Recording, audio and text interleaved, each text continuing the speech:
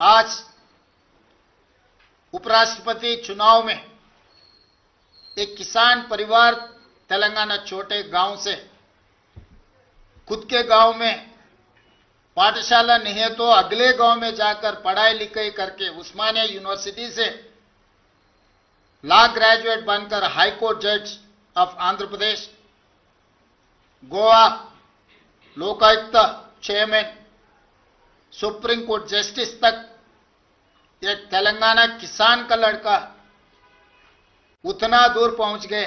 आज India alliance justice Sudarshan Reddy को अपने तरफ से उम्मीदवार बनाए। इसीलिए आज हमारे कैबिनेट और कांग्रेस पार्टी तेलंगाना के जनता की ओर से और तेलुगु जाति के तरफ से हमारी गुजारिश ये है कि Telugu Desam, Jana Sena, YSR, BRS and MIM सब राजनीतिक दल नेता लोगों से एक ही गुजारिश है, हम सब लोग इकट्ठा होकर जस्टिस सुदर्शन रेड्डी जीतने के लिए कोशिश करना, क्योंकि पीवी नरसिंह राव जी के बाद ऐसा मौका नहीं मिला तेलंगाना की ओर से।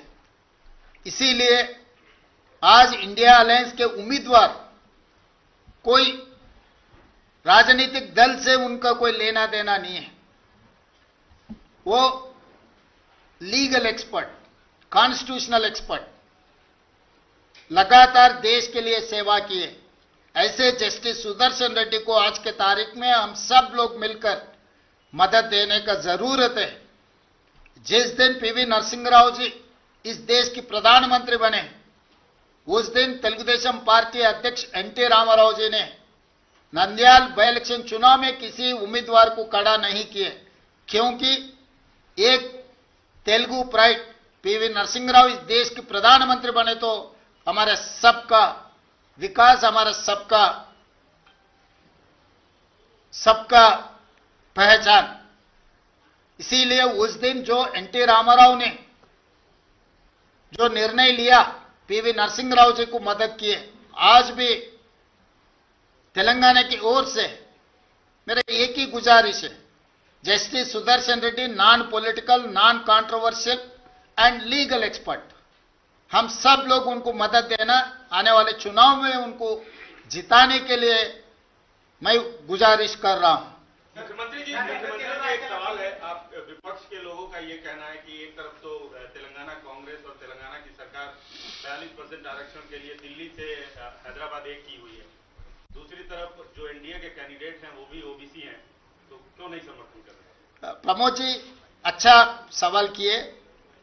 जब कांग्रेस पार्टी तेलंगाना में जाति गणना किए, जाति गणना के independent expert committee chairman is justice Sudarshan Reddy, उनके सुझाव से हम लोग 42% रिजर्वेशन कैबिनेट में पास किए और असेंबली में भी चर्चा किए, पास किए। वो 2 बिल आज राष्ट्रपति जी का पेंडिंग है। दूसरी तरफ जो एनडीए संविधान के खिलाफ, संविधान को बदलने के लिए, आरक्षण को हटाने के लिए ओबीसी रिजर्वेशन 42% रोककर ओबीसी को अन्याय करने के लिए जहां पर कोशिश कर रहा है, उनके उम्मीदवार राधाकृष्णन पर justice Sudarshan Reddy independent expert committee chairman for OBC reservation, उनका जाति नहीं है, उनका निर्णय ओबीसी पक्ष में है।